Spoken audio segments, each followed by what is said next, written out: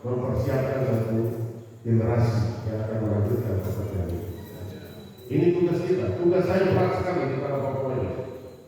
Karena kalau training center di Sorong tidak jalan, terus kita dapat bantuan dari mana?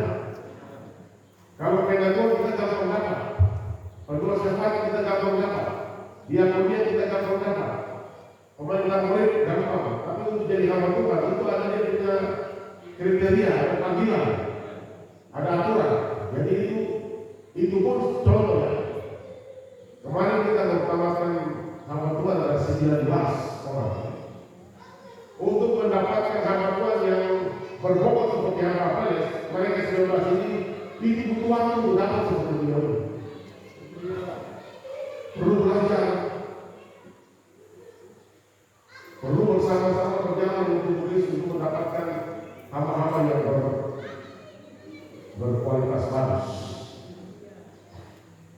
Ya, ini pekerjaan kepedulian kami terhadap saudara yang ada di sini. Juga nanti sebentar kita harap bicara bersama dengan saudara untuk saya dengar isi hati dari saudara, dan kita lihat serahkan semua di Tuhan mengatur, karena ini pekerjaan ini adalah pekerjaan Tuhan, bukan pekerjaan Feki, bukan pekerjaan Pak Morai, bukan pekerjaan Pak Matias atau tua-tua yang lain. Nah, ini pekerjaan ini adalah pekerjaan Tuhan. Yohanes pasal 15 katakan bahwa akulah, ya, bukan penatua, bukan hamba Tuhan, bukan pendoa syafaat, bukan diakonia, bukan pengurus gereja sebagai pokok anu, bukan. Pokok anu adalah Yesus Bapa, Yesus. Sedangkan kita semua ini adalah cabang-cabang yang bekerja supaya pokok anu itu bisa segar, bukan cabang tapi akar. Akar keluar dari batang, dari pokok anu itu. Jadi di dunia ini jangan ada yang khawatir, jangan ada yang takut. Ini pekerjaan yang Tuhan. Banyak yang kita Papua itu menghadapi berkali-kali. Pertama dengan lagi gencar-gencarnya tubuh di tanah Papua, tiba-tiba Tuhan panggil almarhum Bapak Penatua Christopher Solosa. Kami sedikit goyah, tapi tiba-tiba Christopher yang lalu bermunculan di seluruh dunia.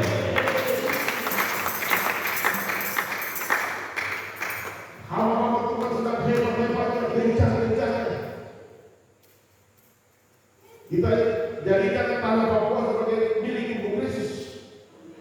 Tiba-tiba kita dikagetkan lagi dengan terpanggilnya Bapak hamba Tuhan pionir, Bapak Rofius Rosa. Ini gelombang-gelombang yang kita hadapi. Saya juga cukup goyah. Saya bilang, kenapa tidak ambil hamba-hamba yang lain yang kepala-kepala? Kenapa ambil orang yang kita masih harapkan biar saja dari kita? Kami itu semua kembali kepada kedaulatan Tuhan. Kami hamba-hamba goyah. Training center tidak jalan karena sekitar 14 tahun. Ya, sekitar 14 tahun tidak jalan. Kami goyah. Saya pikir kita berubah saja. Pemalas dan pulang kampung. Tapi bukan berarti ini bukan pekerjaan, ini pekerjaan. Aku bertanggung jawab pada pekerjaan ini. Banyak masalah lain, standar kira-kira lagi. Organisasi begitu hebat. Tiba-tiba terakhir Tuhan panggil Bapak Tobias Solosa, motor dari organisasi DPD Jalan Suci. Kami boleh lagi, tapi Tuhan angkat Tobias Solosa yang baru muncul di permukaan.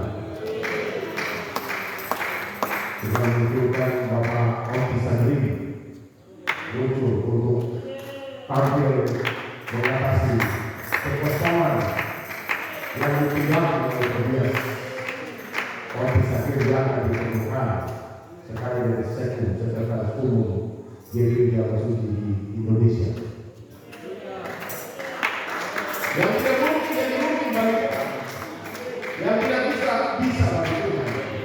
Jadi di sini kita sebagai kita ada dalam perhitungan. Kita banyak sampai seperti yang 12. Saya akan bicara tidak terlalu banyak, sedikit saja.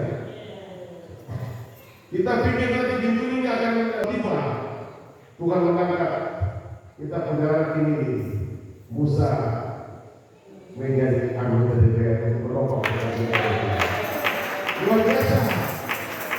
Tidak mungkin. Waktu beliau kita di ruangan saya bilang semuanya hanya karena kondisi. Berapa banyak orang yang ada sih yang bisa kasih kursi punya 3 bisa. Kita ini orang politik dan tahu itu kan.